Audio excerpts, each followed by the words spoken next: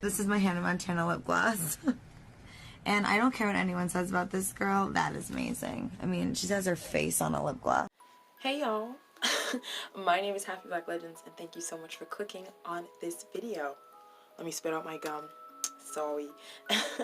So today I'm doing not a reaction, sort of a review, commentary, let's talk about it, of Miley Cyrus's, aka Destiny Hope Cyrus's, new album Plastic Hearts. So this album came out on Friday. Today is Monday that I'm filming this. The reason why I didn't react to it like right away was because when I was looking at the photos and when I was looking at this new Miley look, I had an inkling that I was going to like this album. But I feel like with reactions, they're really cool because it's my first listen, I get to talk about it, right? But sometimes, like months after, days after, weeks after, I've listened to an album and I've sat with it a lot longer and I've watched more interviews and I've listened to it and a little bit more, I've spent more time with it. It changes the meaning, it changes the understanding that I have of the album. And with this album and with Miley Cyrus, I hate to say this because I don't fucking know the bitch, but I have a very complicated relationship with Miley Cyrus. Why is that? Well, okay, so first of all, I was like 5 or 6 or 7 when Miley entered the scene. And in my eyes, she was so much older than me. That is like, the bitch was a child too, in reality. Like, let's be real here. Destiny was a child. And when I look back to the amount of shit that Disney put her through, child labor, low-key, honestly, like, I know she signed up for it, I know whatever, but my God, like, she was subjected to so much bullshit, like, all the time, in my honest opinion. That bitch stayed gigged up. I went to her Best of Worlds tour with the Jonas Brothers opening. Yes, I did. Are you fucking kidding me? Like, I'm from that era, okay? I was born 1999. I grew up with That's So Raven, Proud Family, Hannah Montana, Jonas Brothers. I sort of stopped watching Disney once. What's that Zendaya, Bella Throne show? Once that Step It Up, I stopped watching Disney after that, honestly. But my point is, I sort of grew up with Miley, and my opinion on her has swayed so much, okay? But there was a point where her music was something I was streaming every single day. I would take my CD, yes, a CD, and I would put it in the CD player, and I would just sit by the CD player and listen to her music all the fucking time. So, you know, I listened to a lot of Miley Cyrus, Jonas Brothers. Demi Lovato was a huge, huge, huge thing for me. Here We Go Again, and I'm not kidding when I say this, it is, in my opinion, one of the best albums, period, of ever times. Like, and that's not a cap. Like, it is what it is. But anyways, we're talking about Miley. Miley really was, like, Disney's cash cow, like, for the longest time. But as a child, I didn't understand that. And I remember, like, when she first started smoking weed and, like, that video of her laughing came out. And to me, I was so scared of that. Like, now, how the tables have turned, you know? And then I remember watching her, like, pole dance during that, like, on that ice cream truck during Party in the USA. Like, I remember that. And at the time, I was, you know, in a very Christian household, and I was a child myself, and I was like, oh my God, she's out of control. She was a teenager. She was a young adult. Like, oh my God, are you kidding me? And she's one of the only Disney Channel stars, like, that I can think of that have really been able to separate themselves from their past. Like, think about how many Disney Channel people, like her, Zendaya especially, like, I think they're some of the best examples of people that have been able to really separate from that image and sort of carve their own image and carve their own thing. That's a tough like box to be put into, because your fans are people like me, Christian children, and then once you become a teen, a young adult, that demographic doesn't really take you seriously. they're not going to. Justin Bieber, but he wasn't really a Disney kid, so, you know, even then. But that's a really hard thing to get out of. And so there were points in Miley's career where I really, really loved her and listened to her. And then there were points where I sort of separated myself from her. There's also the conversation that we really should have, and I'm going to bring it up. Cultural appropriation. I'm going to bring it up. Let's talk about it. You might not agree. I don't even know if I really agree with that claim necessarily, but I respect the claim, and I see why someone would say Miley sort of skeetered on that cultural appropriation game. I really wanted to include a clip of Wendy Williams talking about this, because honestly, she said it like perfectly, but of course YouTube, I was like, you know what, I'm gonna upload a snippet of it, because Wendy, her people, they stay on those copyright claims. No one opens the door!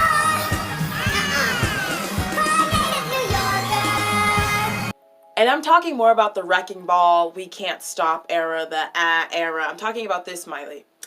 Wendy said, you know what, like, I'm not super offended by it because white people have been doing this for so long. And she mentioned Elvis and how Elvis basically stole from the black community and is still considered the king of rock and roll or whatever. And he has that legacy. Meanwhile, people like Big Mama Thornton and other artists that inspired him don't really have that big name. She was talking about how white people will sometimes pick up blackness in their youth. They'll wear it for a few years and then they'll mature and grow out of it. And I mean, Wendy Williams literally called it, like she called it like perfectly. She called it. That's pretty much what Miley Cyrus did. And on one hand, I'm not going to sit here and be like, wearing grills and acting ratchet is black culture. I feel like that's also insulting, you know? But I mean, Miley was doing some stupid ass shit, like, during that era. And I loved We Can't Stop, okay? Do It. That is one of my favorite songs by her. Do it, yeah, smoke pot, do it, yeah, like we do it. I have a very complicated, like, liking of Miley Cyrus. Like, on one hand, she's done some things that have really just... But on the other hand, like, I can't imagine being 13, 14 years old and having to do what she had to do. I can't imagine that. I really can't. It's crazy. And then having to carve your own image out of that.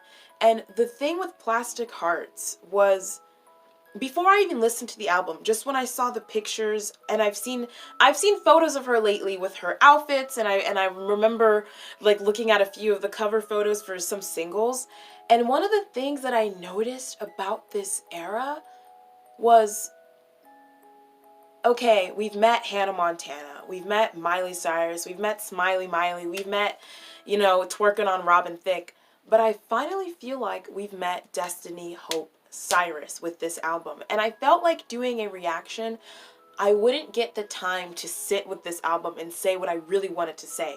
So that's what I've done for the past 24 hours. I've been listening to this album on repeat, on repeat, on repeat. I watched her Apple interview to get a better understanding of the album. So I just want to talk about different aspects of the album that I really appreciated. And I also want to talk about some of the tracks on this album. Like, well, all of the tracks on this album, let's be real. So one of the things that Miley said about this album that I think is literally perfect. I like to kind of just be genderless. Pansexual queen, just like me. I like feeling genreless. So this album will be kind of a mosaic of all the things I've been before. When we look at Miley Cyrus, she has tackled a lot of genres. Pop, country. I don't really want to call bangers and like Miley and Her Dead Pets, I don't really want to call that hip-hop. Maybe like experimental something. I don't know. But she really has fangled around with different genres. And I feel like with this album, it's just so raw. It's just so like her. I don't know. Like the look, the maturity, excuse me, I just spam, I'm so sorry, not in a pandemic. The look, the maturity of this album, the growth. Like, even her Apple Music interview, it was so insightful. Like, honestly, if you liked this album, or even if you're just curious about it, I would recommend you watch it. It is an hour and 19 minutes long, so if you don't have, like, that much time to watch it on, like, 1.5, 1.75 speed. What really killed me about that interview was the interviewer from that album, from the Miley Cyrus interview is the same interviewer from Lady Gaga's infamous, like, Madonna's a nice lady incident. I can't include that clip either because that also always gets copyright claimed. No matter, like, with the Wendy Williams clip and with that clip, no matter how many times I mirrored the image, changed the voice, added graphics, made it look like a completely different thing, sped it up, slowed it down, it got copyright. So whatever, boo. It is what it is. Like, I feel like Plastic Hearts honestly came to me at the perfect moment because I've been kind of in a rut. I've been kind of, like, down lately. And, like, ever since my political work has ended, I got a job and I ended up really not liking it and it didn't work out. And ever since that incident, it's been really hard for me to, like, figure out what to do next. Like, I still really, really want to work in the political field, but, you know, it's not an election cycle, so the jobs dry up. And so you're left with kind of jobs that either I'm really not qualified for or jobs that kind of interest me but are a little bit iffy. So I've been in this rut and I've been really down on myself and I've been really, like, upset and low and just kind of in a gray, like, meh funk depression. And I feel like with this album it really is about growth. It's about turning the page. Like, there's so much maturity from this album. I don't know, maybe I'm reading too deep. No, I'm not. Fuck you, it's my opinion. One thing Miley also said was, "My life is extremely unique and there's immense guilt with that." I mean, let's be real. The bitch is rich. She's gonna be rich till she dies. And she had a life that not too many of us, like so little people, like, even Miley Cyrus wasn't just a child actress, you guys. Like, she did it all, okay? Like, when we talk about Disney girlies, when I think of Disney girlies, I think of Hilary Duff, Raven Simone, Miley Cyrus, Demi Lovato. I don't want to put Selena Gomez in that category. Selena Gomez is one of those people that have always confused me. She can't really sing. She can't really act.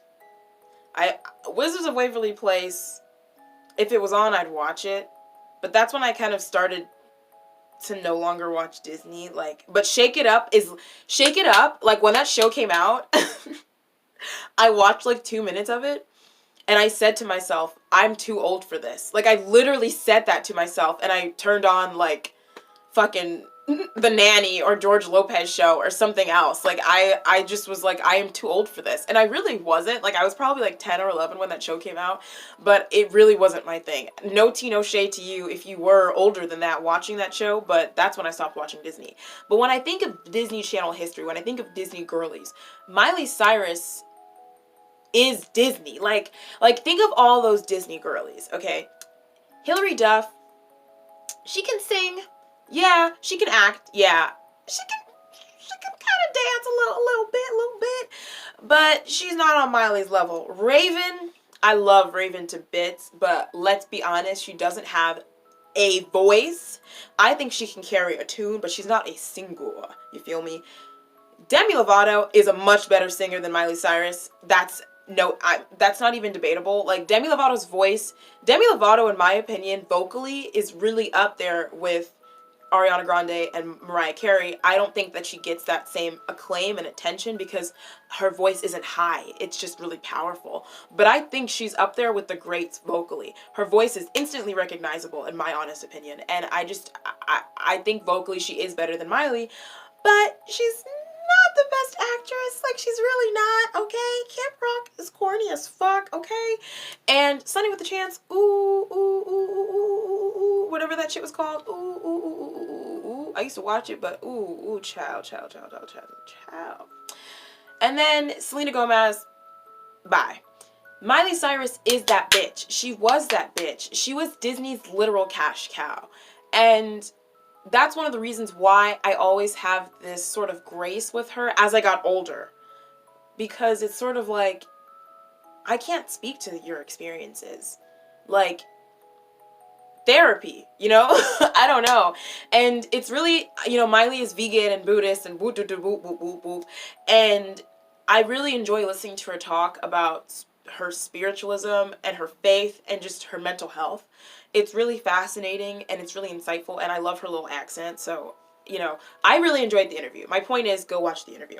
And one other thing she said that I absolutely loved was, guilt is healthy. Shame is never going to help you. Yeah. Guilt is healthy because it teaches you how to be a better human. Guilt, if you feel guilt, that means that you have morals. That means that you have a compass that you're willing to stick to. And guilt keeps us in check. Shame keeps us in a sense of, oh, I'm worthless, I'm nothing. Guilt allows us to go, that was a wrong thing I've done, and I should move past that. I should make amends. Shame is just constant getting crapped on, you know? So that was a really insightful quote that made me stop and go, yeah, So now I want to talk about the tracks. All right, so what the fuck do I know? Boom, power, right out the gate. She started the album off so strongly. I was like shooketh.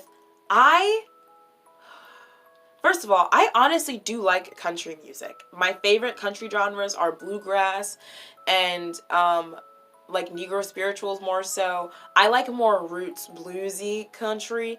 And I do like kind of, I don't want to call it country jazz, but I like slow country pop. But what I don't like is that thing that's like, I'm gonna go to my tractor, gonna give my baby a beer. Like, I don't like that kind of country music. And it's like, do-do-do-do, like that shit kind of like, it makes me feel a little cool, a little ticky boom boom. But this country rock, country soul, ooh, yes. I am here. I was eating it up. I hate to compare female artists, and I do this a lot in my videos, and I catch myself when I'm editing, and I'm like, damn, I do this all the time. But it's not me trying to, like, compare them. It's more me reaching out to what I know. And I hate to bring Joanne into the game, but this album reminded me of Joanne, not in sound. And I'm not saying that because they're both country albums. This album feels like a hug. And Joanne is still one of my favorite Gaga albums to this day. I will always defend it because Joanne feels like a good fucking hug. And this album feels like a hug. It feels like a safe sound that I can constantly return to. And that's just like right off the gate, I felt that way with this album. Plastic Hearts. It's the title track. It's really fucking good. I can't really say anything else about it. Angels Like You. Her voice on this is so amazing. Like the depth. I loved the country twang. I loved the sound of this song so fucking much. But her voice is really what sold this. Like, I don't know if people ever tried to deny the fact that Miley can sing. But with this album, her sound quality is something I don't think I've ever seen before. I'm going to be honest. Again, I was a fan of hers through the Hannah Montana Disney stage. I didn't really listen to bangers. Like Miley Dead Pets, I've listened to a few songs, but Do It is like the only one that I like love, and I remember. And then, like, I have not listened to She Is Coming at all. I haven't listened to it. So there's a lot of albums that maybe if I did go back and listen to, I would hear sort of the depth that her voice has. But, like, her voice has matured so beautifully. And I loved the growl, sort of the depth. This album, and depth is a word that I'm going to associate with this album completely, first of all. Prisoner.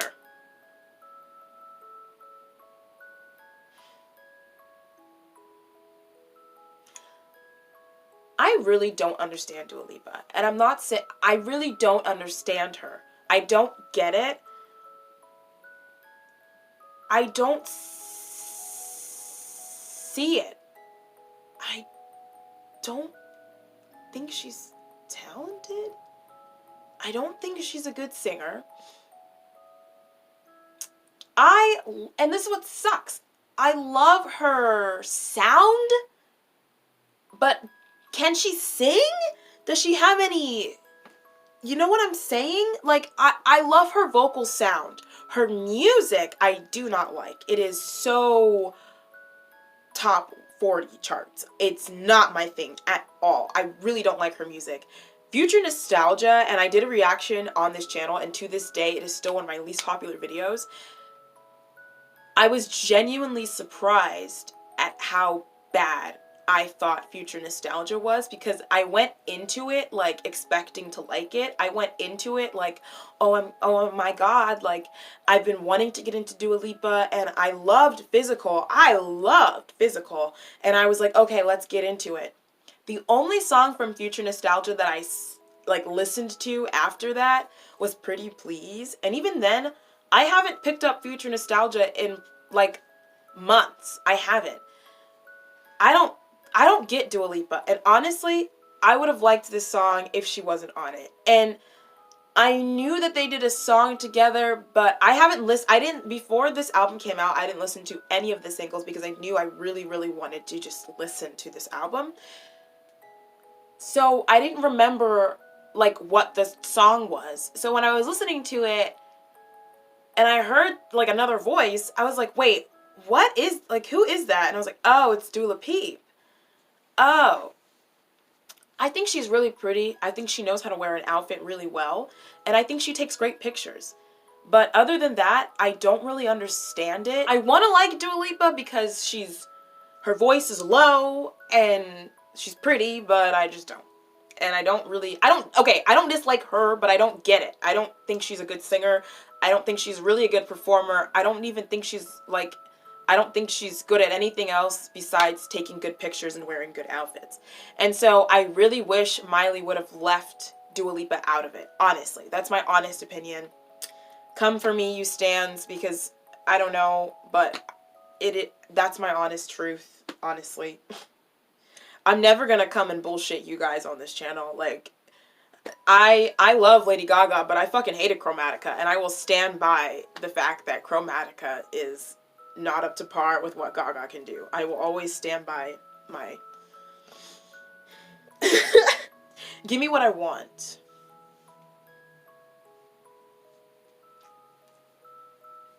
This is going in the playlist, you know? The playlist. Like, you know what I'm talking about when I say the playlist? It's going in that playlist.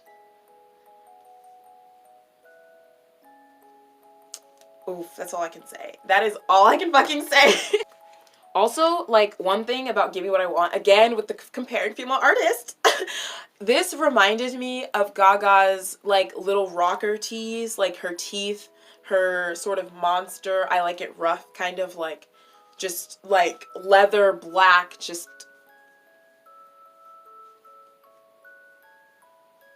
you know? That's what it reminded me of.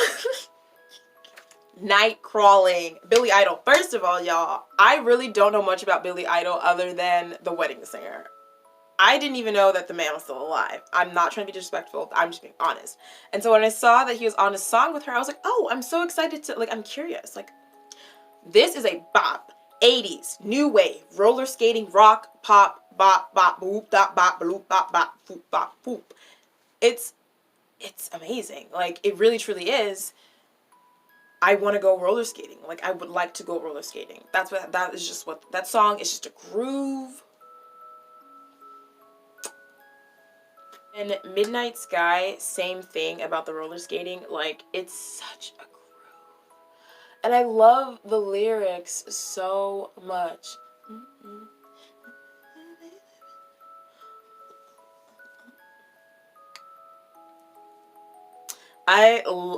Oof. Repeat. And then, Hi. I liked the part where she was like, my friends, like, I hope my friends get drunk and high. Like, and her voice on this song again. The melody of this song, I feel like is instantly, like, it's such a catchy melody. It easily, can get stuck in your head.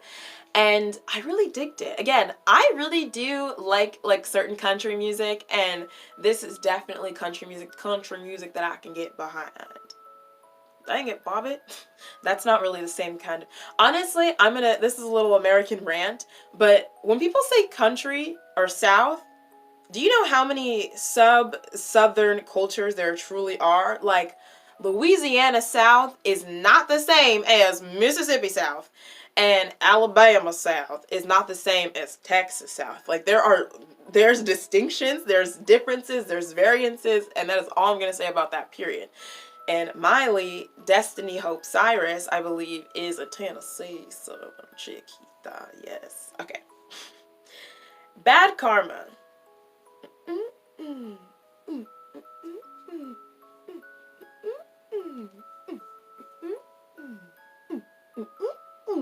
I loved this song. This is also getting added to the playlist.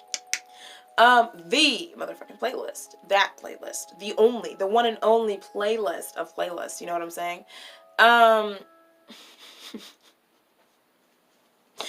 I really fucking digged this. It was just... It's one of those, like...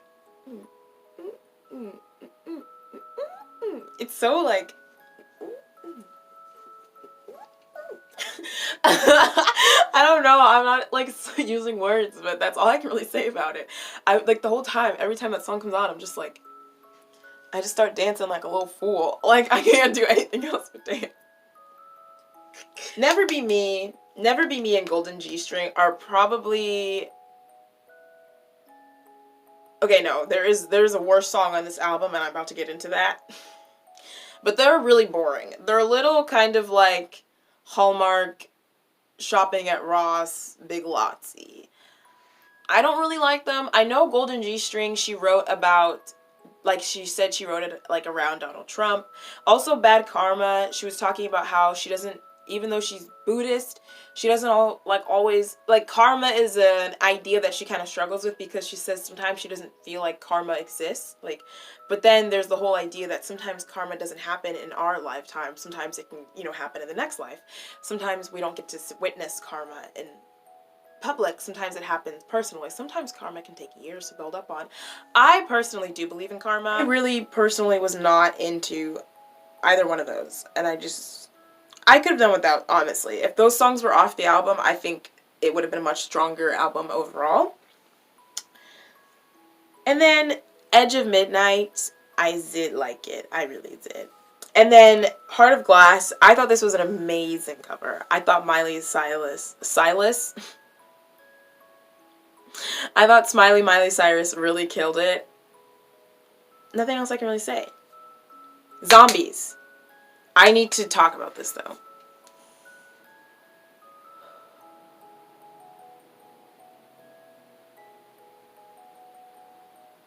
Miley, where are your friends? Where are your friends?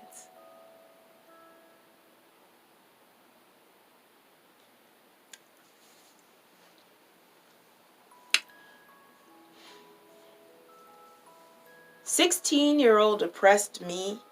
Oh my god, are you kidding me? Zombies and Linger? The Cranberries did that shit. The Cranberries, okay. The Cranberries, Stevie Nicks, Elton John, Kate Bush, maybe even Billy Idol. These are all people from a time that I wasn't really there to experience that I really need to start getting into. Like, I'm taking notes. Writing this shit down. I need to spend some time with the Cranberries because, oh my god. You know I'm such a fool for you. Did you have to let it linger? Like, are you kidding me? Zombie. And so when I saw, like, this on the track list, I was like, ooh! And then the music started, and I was like, ooh! And then Miley started singing, and I was like, ooh.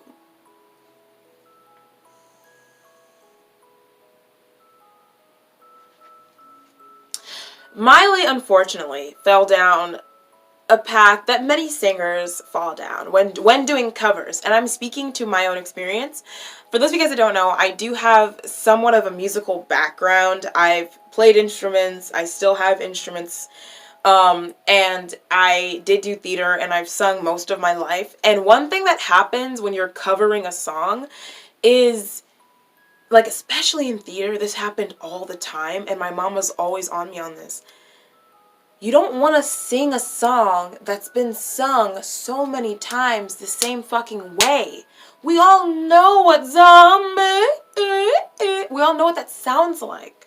But what we don't know is what the Destiny Hope Cyrus version of Zombies sound like. Miley tried way too hard to emulate the Cranberries, and it sucked. I could not believe this was on the track list, and I could not believe that they kept this thinking it's good. Do y'all think that her cover of Zombies is good? If I was the Cranberries, I would be like, why did Hannah Montana ruin our fucking song? Zombie. Like, if you're gonna sing such an iconic song, make it your own. And I feel like Miley has the musical knowledge, the musical know-how, and if she doesn't, she can totally reach out. She has the connections. They could have really done it up. They could have done a country version of Zombies. I don't know, but like, what the fuck was that? That was some shit. I cannot believe how bad that was. For me, like, the album, I would have said 8.5, but that right there, that honestly dropped, in my opinion. If someone asked me, I would give this album a 7.5 or 8, because that was some ass. Like, that was so bad that it made me question, like, Miley's thought process. Like, I was like, what was she, where are her friends? Where are the people in her life to tell her no? Like, okay, it was a live performance, but why would you put that on your album? Now you've made more people aware. Maybe I'm alone in this thought, but I did not like it. I really didn't. And I was about to tweet this, and instead of tweeting it, I was like, I should save it for the fucking video. Zuh. This is sort of the conclusion I had to this album, honestly.